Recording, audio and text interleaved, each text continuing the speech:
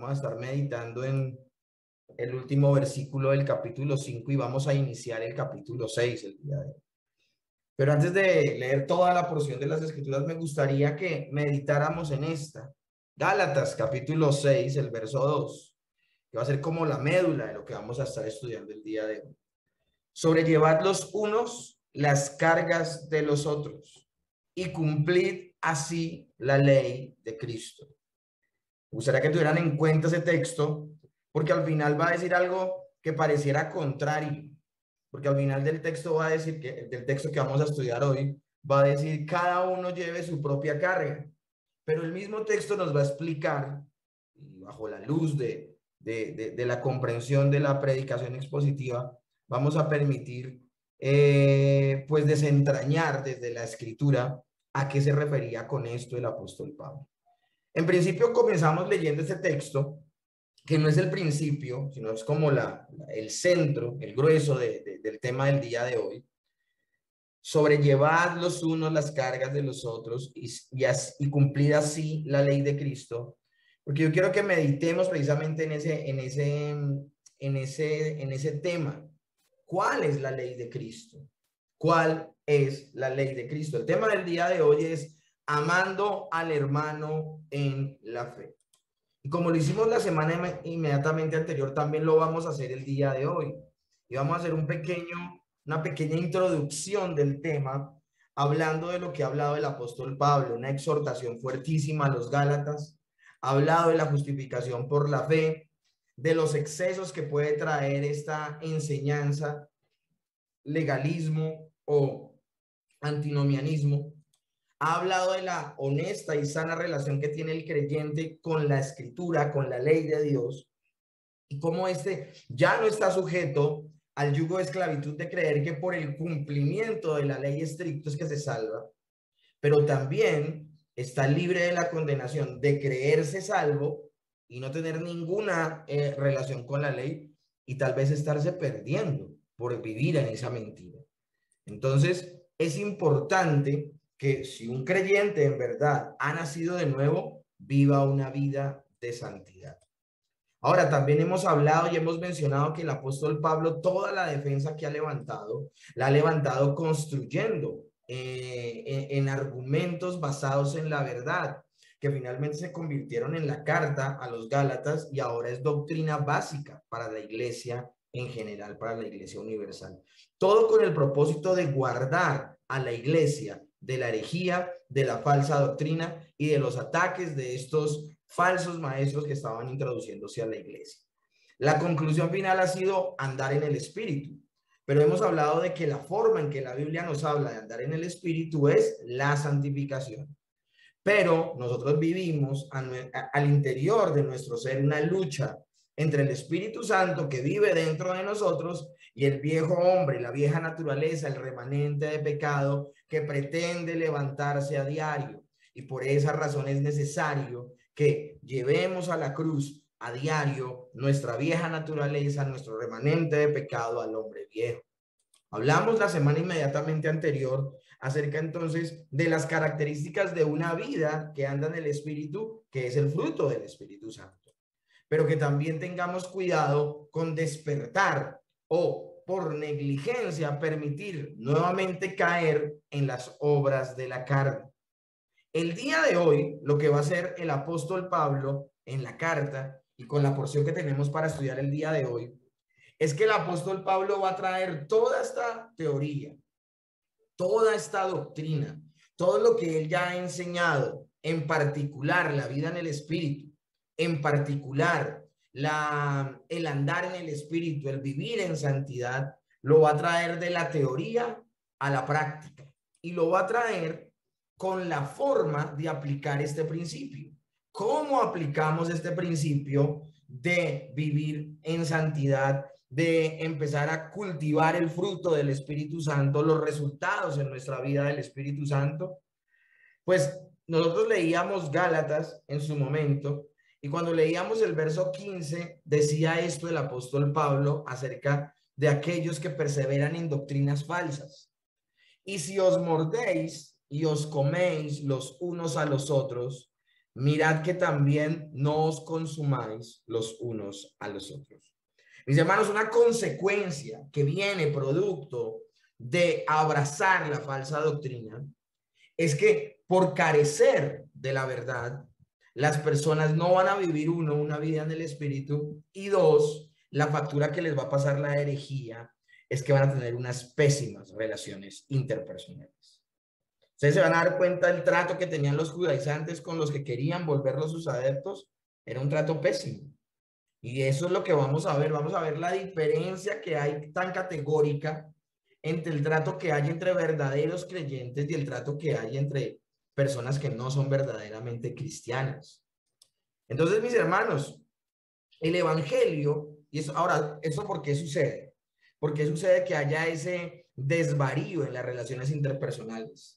¿Por qué sucede que haya ese desvarío en la forma de relacionarnos con otras personas y en particular con nuestros hermanos en la fe? Pues precisamente por carecer de un verdadero evangelio, se carecen de los resultados de un verdadero evangelio.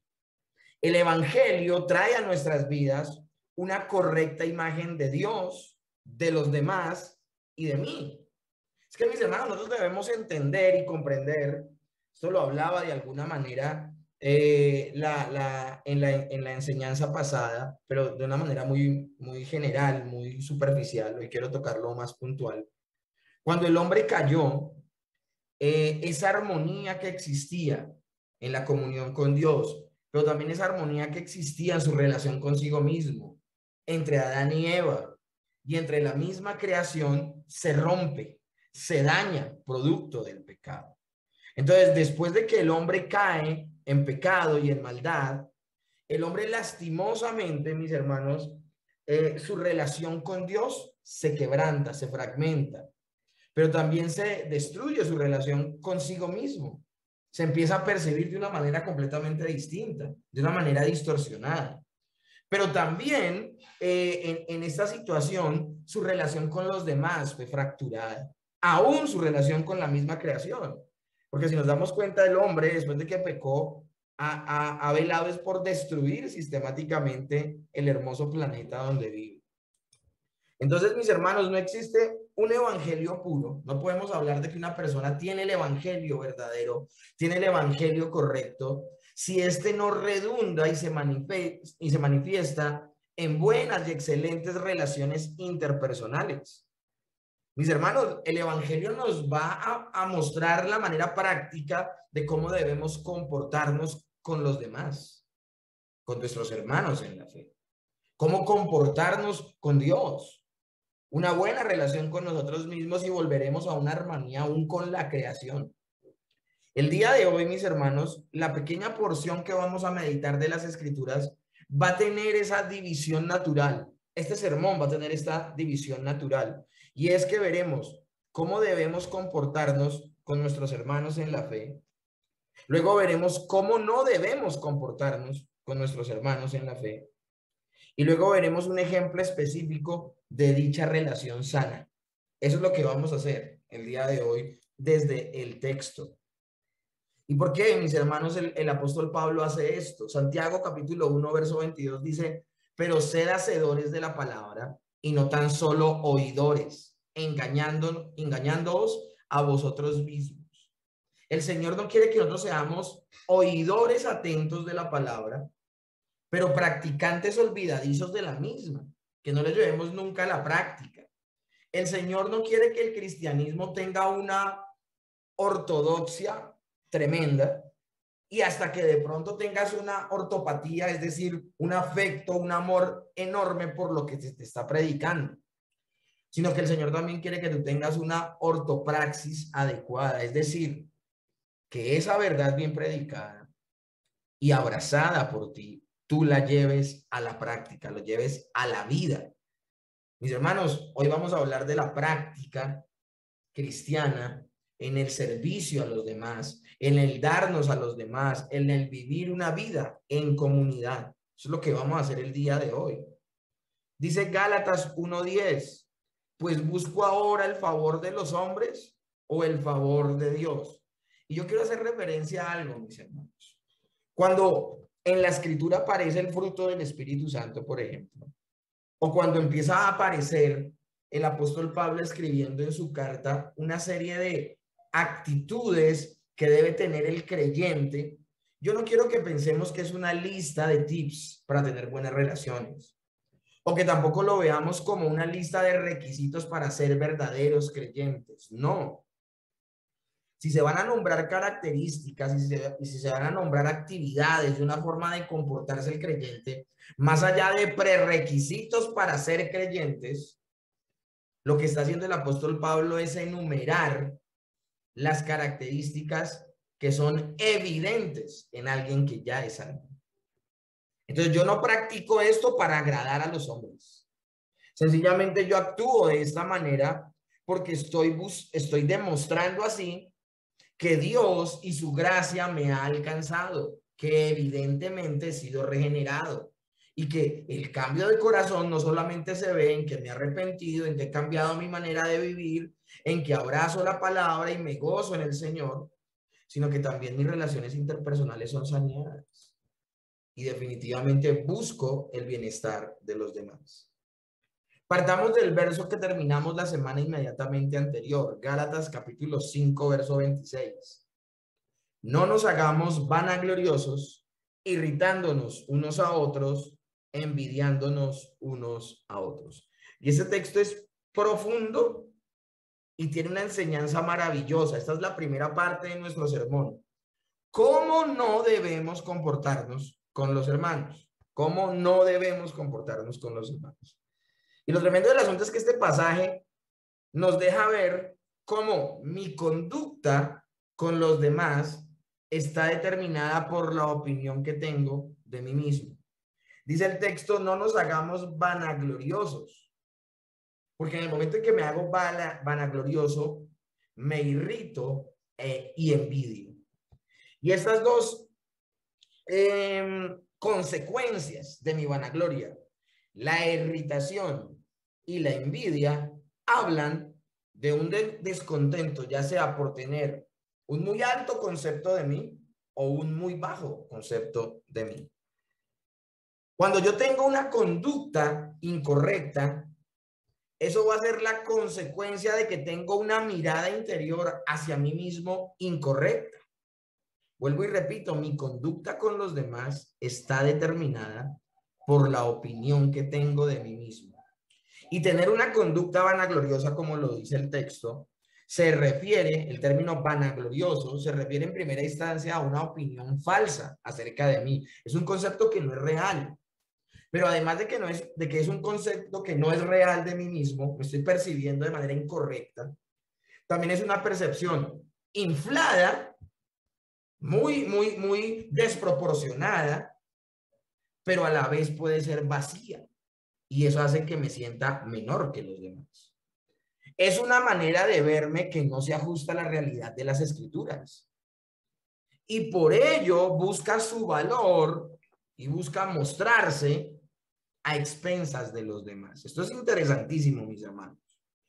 Una persona que anda en vanagloria, que tiene un concepto incorrecto de sí mismo, necesita buscar su valor propio a expensas de los demás. Y eso va a ser una relación que siempre va a terminar en un conflicto. Pues se busca obtener el valor personal a través del conflicto, en particular, o irritando o envidiando. Y estas dos posturas, vuelvo y repito, están mostrando un desfase, ya sea de una estima muy inflada o de una estima muy por debajeada.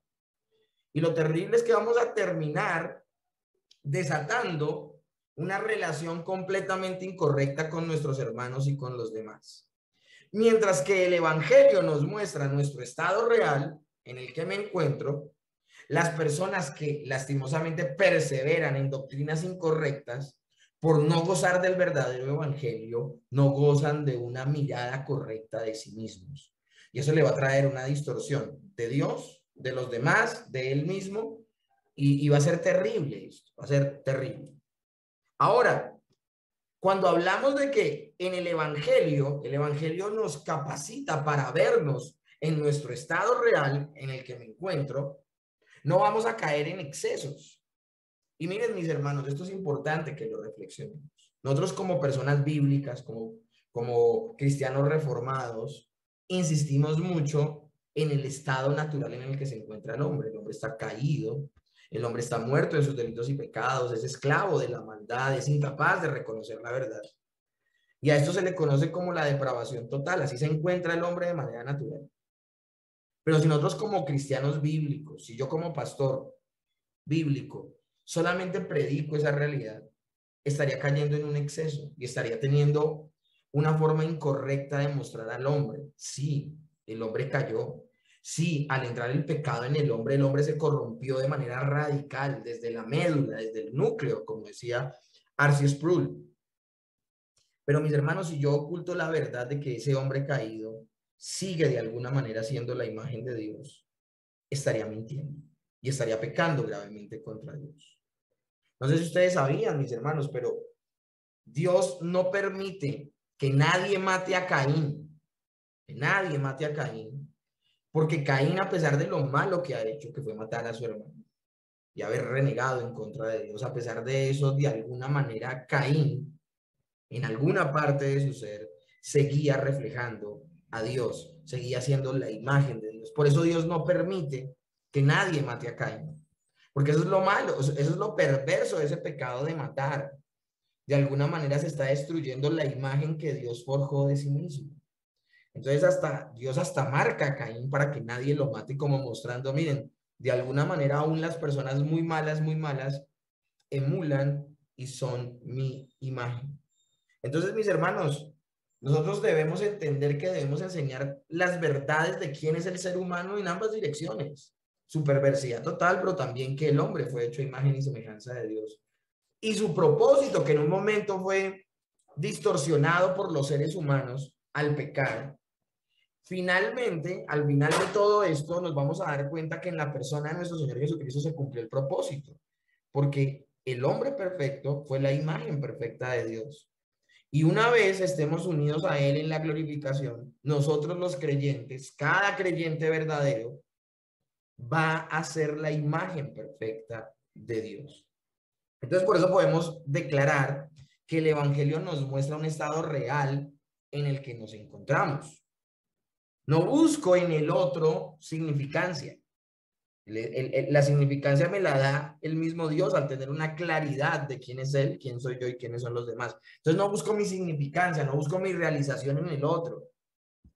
Porque es que, mis hermanos, el cristianismo no es una competencia de saber quién es mejor. Ya a veces nos encontramos con personas regeneradas que no han entendido que también fue regenerada sus relaciones interpersonales, y aún al interior de la iglesia pueden haber competencias. El valor del creyente radica y está en Cristo Jesús. Y por ello no se envanece. Y antes que ser soberbio, aprecia y valora a sus hermanos.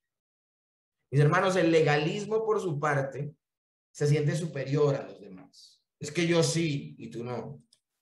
Mientras que el antinomianismo, el libertino que practica el antinomianismo, saca la tajada de sus relaciones, es decir, saca de los demás lo que más le convenga a él. Entonces, por un lado tenemos al legalismo que se siente superior a los demás. Y por esa razón nunca verás un legalista tratando de ayudar a los demás, tratando de llevar a los demás a que tengan la imagen de Cristo en sus vidas, sino que el legalista se va a sentir que supera a los demás, los va a ver por encima del hombro, los va a menospreciar. Orgullo, altivez, soberbia. Pero cuando hablamos del antinomianismo, el antinomianismo que olvida la ley, el antinomianismo, el supuesto creyente que practica el libertinaje, es decir, el aprovecharse de la gracia para no guardar ya la ley en alguna situación, sino que se desentiende de eso, es una persona que quiere sacar solamente provecho de los demás. Solo disfrutar el momento, solo pasarla bien, solo quiere sacar. De hecho, el antinomianista pretende, no lo logra, pretende y en su mente piensa que lo logra, pretende eh, aprovecharse de la obra de Cristo, porque saca lo mejor de la obra de Cristo, que es la salvación, pero él no está dispuesto a esa clase de compromiso que el Señor tuvo. El Señor murió. O sea, el compromiso del Señor fue total. Vivió una vida perfecta y entregó su vida de manera perfecta. Murió en la cruz, un compromiso total. El antinomianista quiere sacar la ventaja de creer en Jesús, pero no se quiere comprometer a Jesús. Eso es una completa contradicción. Miren cómo se afectan entonces las relaciones interpersonales. Mientras que el evangelio de ninguna manera permite que el creyente se comporte de esta manera o de la otra. El verdadero creyente no subestima a sus hermanos.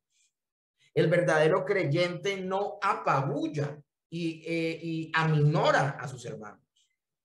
Pero tampoco el verdadero creyente se aprovecha de los hermanos o se aprovecha de su fe, sino que vive en función de servir a los demás.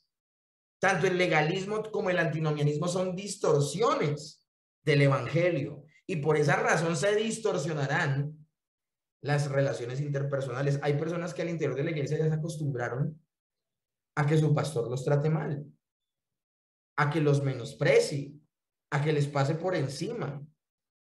Hay personas que se han acostumbrado al interior de la iglesia a sacar lo mejor de la congregación donde se encuentra, a desangrarla.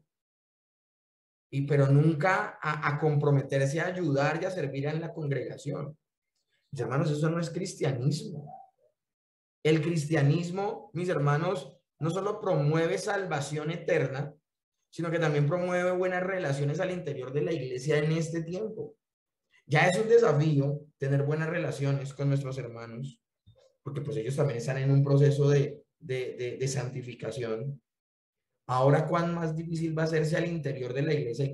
Hay competencias, hay rivalidades, y hay un mal ambiente, un maltrato. Dice la Escritura en Filipenses 2, del 3 al 4, y esto nos da una muestra de lo que espera el Señor, de la forma en que nos comportemos al interior de la iglesia con nuestros hermanos en la fe. Dice de la siguiente manera: nada hagáis por contienda o por vanagloria. Antes bien con humildad, estimando a cada uno de los demás como superiores a él mismo. No mirando cada uno por lo suyo propio, sino cada cual también por lo de los otros. Una cosa impresionante, mis hermanos. Aquí en este texto vemos cómo el Señor dice: ni un orgullo terrible, ni un subnivel en tu manera de percibirte, no. Ten un claro concepto de ti. Ahora, ¿cómo vas a tener un claro concepto de ti? Solo estando en Cristo, solo permaneciendo en Cristo. Pero la pregunta del millón sería entonces, ¿cuáles son las consecuencias de este pecado, de no percibirnos en Cristo, sino de tratar de percibirnos a través de los ojos de los demás? Vuelvo y repito, el pecado rompió las buenas relaciones con Dios, con sí mismo, con los demás y con la creación. El comportamiento del hombre caído es egoísta y autodestructivo. Y por esa razón, mis hermanos, nosotros debemos tener una visión adecuada y correcta de quiénes somos.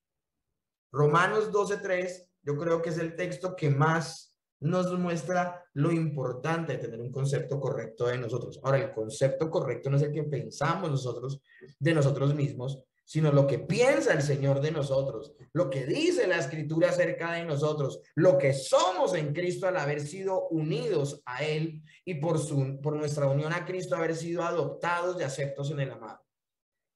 Dice así el texto: digo pues, por la gracia que me es dada,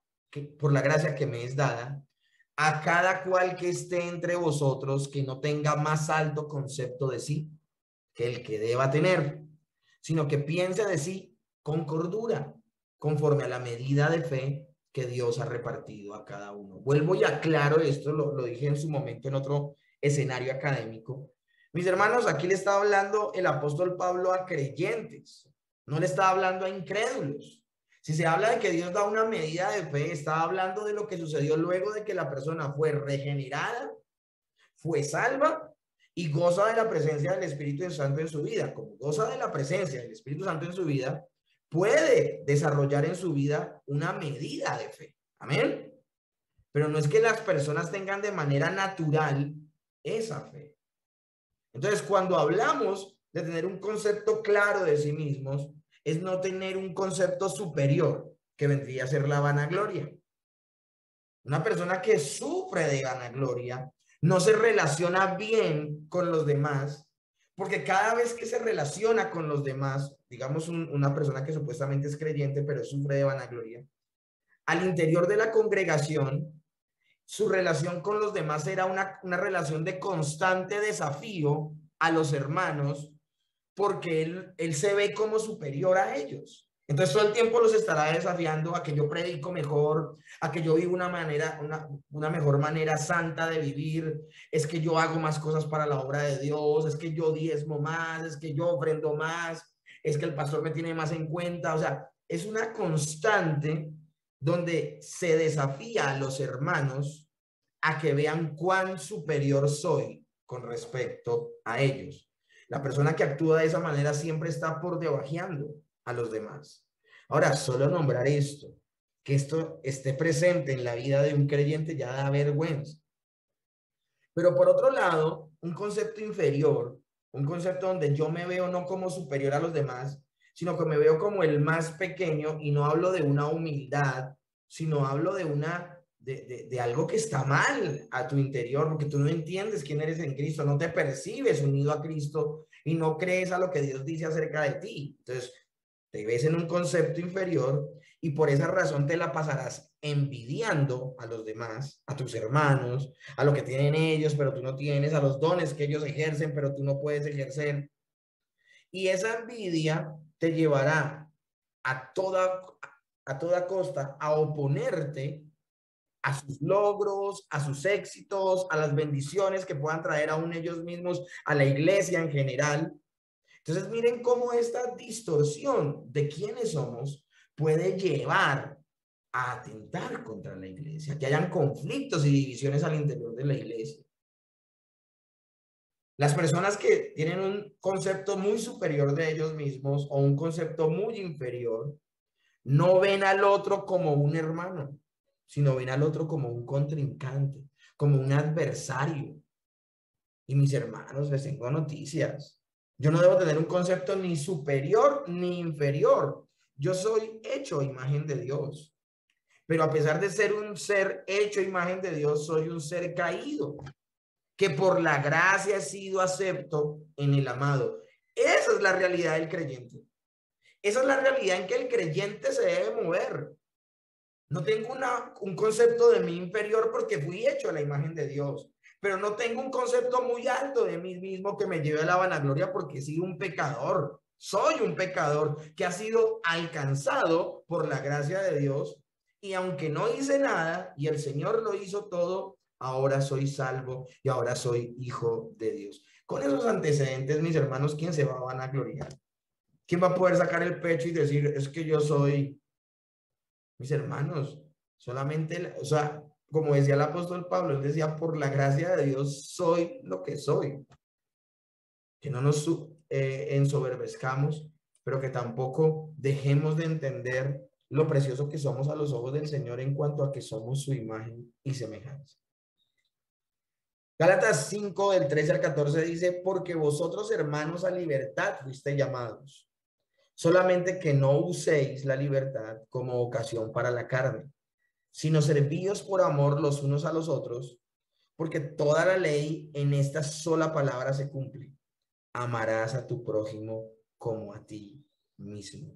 Mis hermanos, si se trata de que tengamos un concepto correcto de mí mismo para podernos relacionar correctamente con los demás, eso nos va a llevar el amor de Dios. Yo le voy a hacer una pregunta: ¿qué es la ley de Dios? Y la ley de Dios es la ley del amor.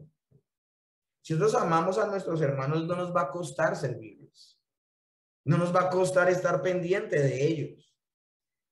De hecho, si yo llego a ver una falencia o llego a ver un pecado en mi hermano, si yo tengo un concepto claro de quién soy yo en Cristo, no voy a usar eso para avergonzarle. Pero por otro lado, no dejaré de exhortarle, de llamarle la atención porque lo amo. Pero todo lo que yo haga por ese hermano que de pronto se encuentra en pecado, será motivado por el amor. No como diciendo, es que eso era de ahí, eso era cuestión de tiempo que cayera ese man. O sea, es que hasta uno duda de su salvación. Hombre, hay hermanos en la fe que cayeron y no necesitan un tiro de gracia en la cabeza, necesitan es una mano que los levante, que les ayude. Son dos mejor que uno, porque si uno cayera, el otro le ayudará a levantar. Pero tampoco, mis hermanos, puedo ser de los que, por no tener un concepto correcto de mí mismo, aproveche esa situación donde esta persona de manera, estando vulnerable y abre su corazón y muestra que pudo fallar, como que yo me sienta tan incapaz que no le pueda ayudar ni le tienda la mano y me desentienda de su lucha y de su aflicción. Porque toda la ley en esta sola palabra se cumple. Amarás a tu prójimo como a ti mismo. Una cosa impresionante, mis hermanos. Ahora, el segundo punto del día de hoy es cómo entonces debemos comportarnos. Y ya vimos la forma en que no nos debemos comportar, ni con engreimiento, ni con soberbia. ¿Cómo nos debemos comportar, mis hermanos?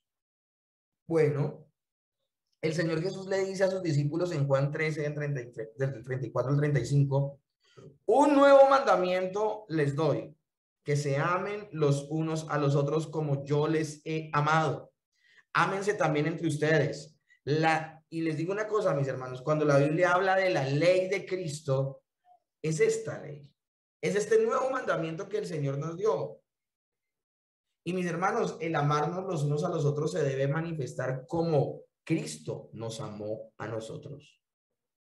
Mis hermanos, se convertirá en una señal con la que conocerán todos que somos discípulos del Señor, porque nos amamos los unos a los otros. Y mis hermanos, nuestro amor entre hermanos no radica en lo perfectos que somos. A veces van a haber momentos donde un hermano muy querido tuyo te va a fallar. Pero aún en medio de esa situación tan difícil, el Señor lo estará procesando a él, pero también estará tratando contigo. Estará depurando cosas en tu interior. El Señor nos ha mandado no solo a los esposos a amar a nuestras esposas como Cristo amó a la iglesia, sino que miren, ese mandamiento se extiende a todos, aún a las mujeres, hombres y mujeres, todos los creyentes de todas las épocas. Debemos amarnos los unos a los otros como Cristo mismo nos ha amado. No pensaría que ese mandamiento solamente está restringido a los esposos con las esposas, pero no. Cuando el Señor dice, un mandamiento les doy, que se amen los unos a los otros, y poniéndose Él como ejemplo, ¿cómo es el amor del Señor Jesucristo? El amor del Señor Jesucristo es un amor sacrificial, un amor que se manifiesta en su entrega, en su servicio. Mis hermanos, el Señor nos ha servido, nos ha ministrado, y es por ese servicio y ministración que hemos sido salvos. Finalmente, su obra, su vida perfecta y su sacrificio en la cruz del Calvario fue la manera en que Él nos ministró. Y por esas razones en que en Gálatas 6, el verso 2, texto que estamos estudiando hoy, dice, sobrellevad los unos las cargas de los otros y cumplid así la ley de Cristo. La ley de Cristo es esto, el amarnos los unos a los otros. Nos debemos los unos a los otros. Esa es la forma, mis hermanos, en que se evidencia que la fe que hay en nosotros es verdadera. Si tengo la fe necesaria para mover montañas, pero no tengo amor, nada soy, dice Primera de Corintios 13:2. ¿De qué nos sirve jactarnos de que hacemos esto, lo otro, de que predicamos re lindo, si no manifestamos nuestro amor por nuestros hermanos, mis hermanos? Sobrellevad los unos las cargas de los otros y cumplid así la ley de Cristo, es lo que dice Gálatas 5:22. Y recién acabamos de leer en Gálatas 6:2 algo muy similar. Que lo repita varias veces el apóstol Pablo, entonces se vuelve algo importantísimo, mis hermanos. Pero añado a esto, mis hermanos, la iglesia del Señor se irá edificando e irá creciendo. Y cuando hablo de crecimiento no me refiero solo a lo numérico, me refiero a crecer en carácter, a crecer como la casa de Dios. Cuando todos los miembros de la iglesia se edifican los unos a los otros y se ayudan los unos a los otros. Mis hermanos, no hay algo tan cruel como ver a un hermano en necesidad y no ayudarle. Y no me estoy refiriendo solamente al factor económico, no me estoy refiriendo solamente a ayudarle con un mercado, por ejemplo, alguien que está pasando por una situación de escasez. No, estoy hablando de una persona que tú evidentemente has visto que tiene luchas en un área de su vida y tú puedes aconsejarle y no, te dio pena. O no, no es mi asunto. O no, no tengo tiempo. Mis hermanos, eso estará diciendo mucho acerca de ti. Estará diciendo, de hecho, no estará diciendo, eso estará gritándole a la realidad tuya de que, ¿qué está pasando allí? No te estás comportando como un verdadero creyente. Una persona que es indiferente a las necesidades de sus hermanos al interior de la iglesia debe evaluarse, porque lo que puede haber en su vida es una falsa fe. No tenemos que tener mucho cuidado, mis hermanos. No hay una contradicción más grande que decir que amo a Dios, que no lo veo, cuando no demuestro el amor a mis hermanos, que sí los veo, dice el apóstol Juan. Entonces, mis hermanos, hay gente que por su vanagloria, por su orgullo, por su arrogancia, por su ego, ven a una persona con un conflicto, con un problema, con una adversidad, y lo que hace, como lo ve superior a él, y como no ve a ese hermano como él debiéndose a ese hermano, él sencillamente se limpia diciendo, no es mi responsabilidad, allá él, de que Dios le ayude, oraré por ti para que Dios te ayude, pero no me meto en el asunto. Por otro lado, la persona que siente que tiene un concepto muy bajo de sí mismo y ve a un hermano en problemas o en adversidad o en una situación difícil, y lo que hace sentir es, no, es que no tengo lo suficiente para ayudar y también se desentiende. Déjenme decirle a ese tipo de personas, tu hermano en la fe sí es tu problema. Y los problemas de mis hermanos en la fe son mis problemas. A mí se me acerca alguien diciéndome, tengo a alguien enfermo y con él oramos. Y si alguien ha perdido un familiar, saben que con él hemos llorado. Si alguien ha tenido una muy buena bendición de parte de Dios, con él nos alegramos. Si alguien necesita consejo, en lo que podemos, hemos ayudado. Pues no podemos ser indiferentes, mis hermanos. El Señor dice, allá afuera conocerán que ustedes son mis discípulos porque se aman los unos a los otros. O sea, el mundo se dará cuenta que ustedes no son indiferentes. ¿Cómo un creyente se puede comportar como un incrédulo? Los incrédulos son los indiferentes.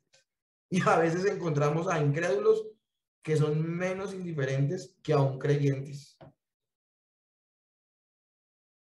Palabras más, palabras menos. Una persona ya tenga un concepto muy alto, un concepto muy bajo de sí mismo, no ayuda a los demás, no ayuda a sus hermanos en la fe porque no se ha desembotado de sí mismo. Vive solo para sí, en él, por él y para él. Y eso suena diabólico, suena muy hermoso cuando nos referimos al Señor, pero suena diabólico cuando nos referimos a nosotros mismos. Yo tengo que salirme de mí mismo para poderme dar a los demás y me estaré comportando como Cristo se comportó. Entonces, mis hermanos, los creyentes no hemos sido llamados a que nos comparemos con los demás. Este no es el camino de compararnos con los demás. Entonces, ¿cómo nos evaluamos nosotros? Sería la pregunta del millón. Si no me evalúo con respecto a los demás, yo debo ser evaluado. Entonces, ¿cómo me evalúo? Dice la Escritura, así que cada uno someta a prueba su propia obra y entonces tendrá motivo de gloriarse. Bueno, dirá, ay, me puedo gloriar, pero miren, la Escritura dice, de gloriarse solo respecto de sí mismo y no en otro, porque cada uno llevará su propia carga. Y me llama aquí la atención. El Señor dice, así que cada uno someta a prueba su propia obra. Aquí mi hija me dice, pues yo debo comparar mi vida con la Escritura. Maravillosa respuesta. Muy bien. Pero también yo debo compararme con Cristo, que es nuestro ejemplo a seguir. Y dice, cada uno someta a prueba su propia obra. Y entonces, o sea, probé mi obra. Y como en el dibujito salí con las 5 estrellitas. O sea, hice bien la cosa. Bueno, si hice bien la cosa, entonces tengo motivo de que gloriarme. Pero no con respecto a los demás para decirle al otro es que yo sí hago y tú no. Sino que tengo oportunidad o motivo de gloriarme solo con respecto a mí. Es decir, gloria a Dios porque me he superado a mí mismo. Gloria a Dios porque esto que hacía antes, que era tan pecaminoso y que desagradaba tanto a Dios, ahora no lo hago. Y aún voy a usar esas fortalezas es para bendecir a mis hermanos. No me voy a gloriar restregándole mis éxitos o mis alcances o mis resultados al otro. Y a eso es a lo que se refiere el texto cuando dice porque cada uno llevará su propia carga. Que cada uno lleve su propia carga, ¿a qué se refiere? Se refiere a asumir la responsabilidad de mi propia vida. Si yo hice algo mal, no fue porque alguien me llevó a hacer algo mal. Esas personas que todo lo bueno que sucede es por ellos, pero todo lo malo que sucede es por los demás. No. Debemos asumir nuestra responsabilidad personal. Eso significa llevar su propia carga. Pero mis hermanos, debemos entender que nos debemos a los demás. Y por esa razón es que el texto habla de llevar nuestras propias cargas, pero también ayudar a los demás a llevar las suyas, mis hermanos, a llevar las suyas. Y finalmente el texto nos muestra un ejemplo específico del trato que debe haber al interior de la iglesia y de los creyentes, mis hermanos. Dice Gálatas 6:1, reservé el verso 1 para este momento. Hermanos, si alguno es sorprendido en pecado, ustedes que son espirituales deben restaurarlo con una actitud humilde, pero cuídese cada uno porque también puede ser tentado. Mis hermanos, el texto en Gálatas nos habla de la necesidad de restaurar a nuestros hermanos que han pecado, pero que cuando lo hagamos con la actitud correcta. Yo ya minutos atrás hablaba de la actitud incorrecta. Ahora hablemos de cuál debe ser esa actitud correcta para hacerlo.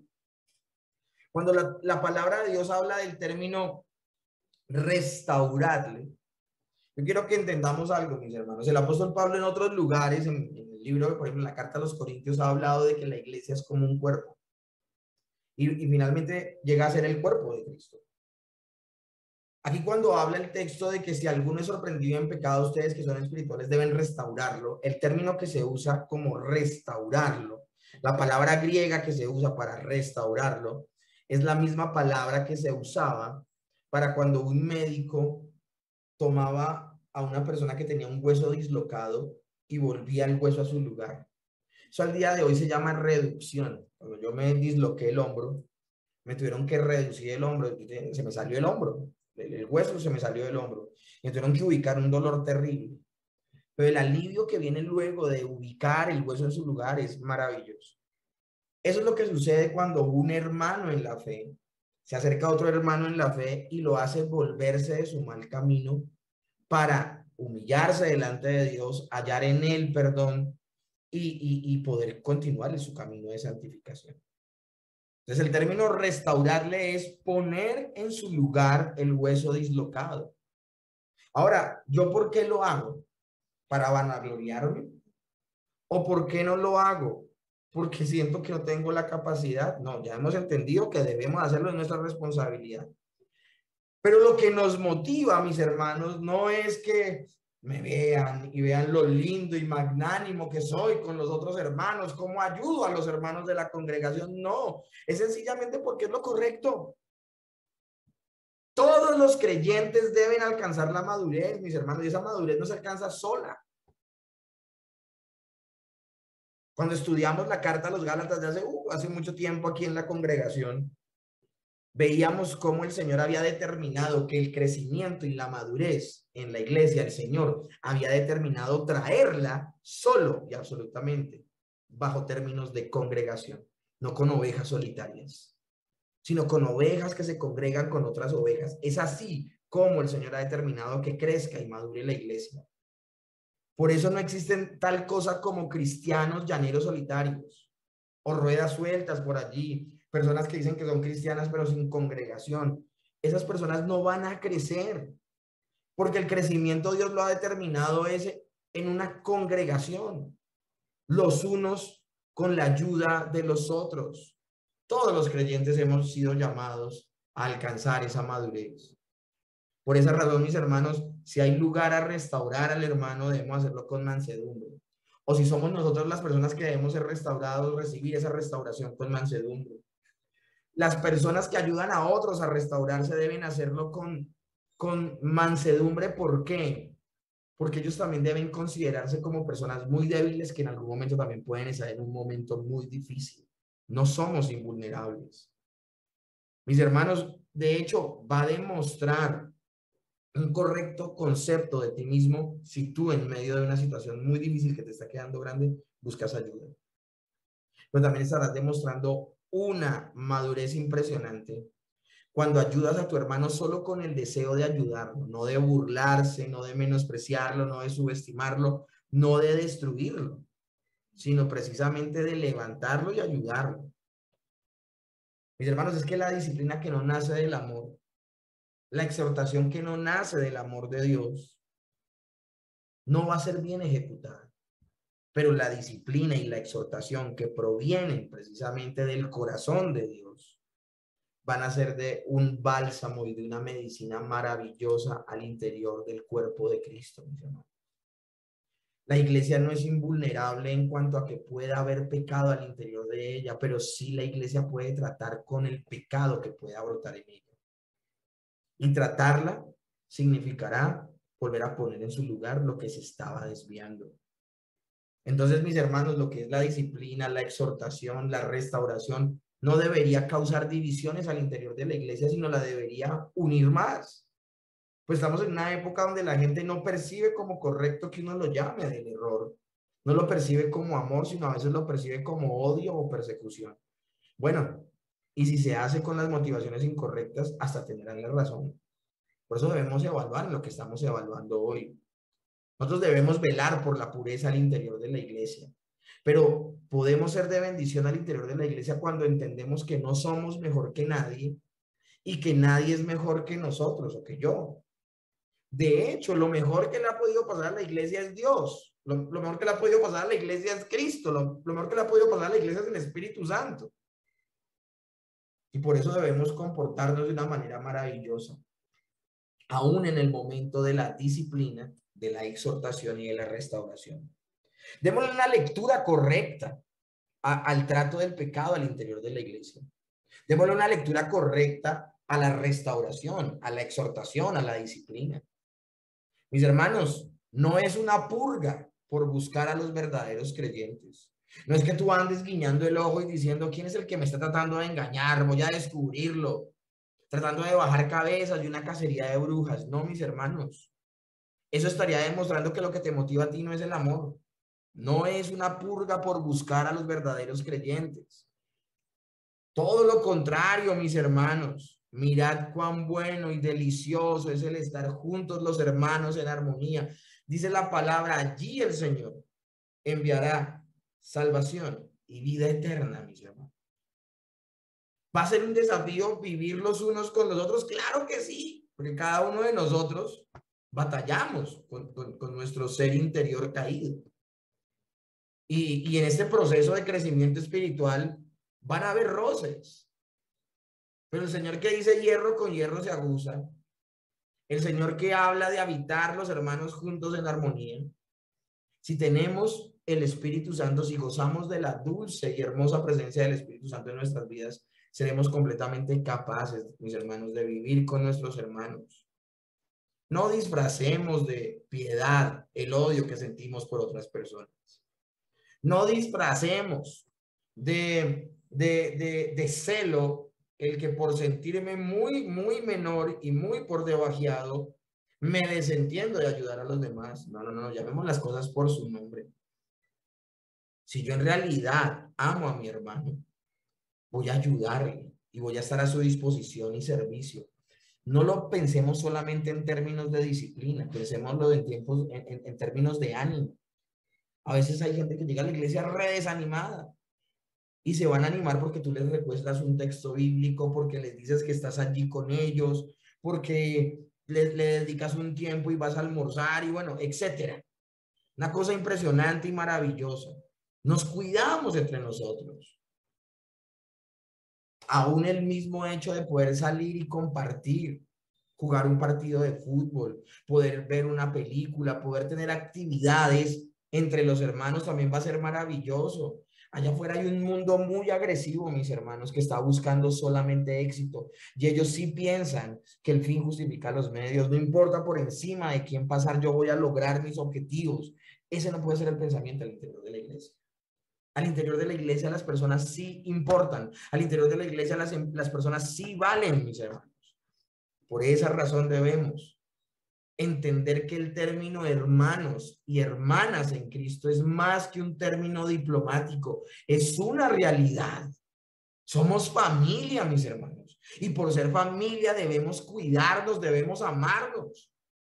En el buen sentido de la palabra, mis hermanos, debemos aguantarnos. Y cuando hablo de aguantarnos, hablo de que va a ser un desafío. Pero si somos espirituales, mis hermanos, vamos a depurar esas cosas que deben salir de nuestro carácter, que son detestables y que para nada imitan a Cristo. Nosotros no podemos ser de los que nos rendimos en esta labor de amarnos. Cuidemos a la iglesia. Y si nosotros vamos a apuntar a imitar a alguien, que sea Cristo. Eso es lo que dice el apóstol Pablo. A veces la gente cuando escucha el texto, sean imitadores míos como yo lo soy de Cristo, se quedan en eso, en imitar a Pablo. No, pero es que aquí lo maravilloso es que Pablo lo que está hablando es de a quién imitaba a él. Lo que está hablando Pablo es que él no era en sí mismo el poderoso. ¿A cuántas cosas tuvo que renunciar el apóstol Pablo para poder ser un buen imitador de Cristo? Y yo les digo, no fue así, fue un proceso. Entonces, mis hermanos, el día de hoy, demostremos palabras más, palabras menos, que nos amamos los unos a los otros, sobrellevando los unos las cargas de los otros y cumpliendo así la ley de Cristo.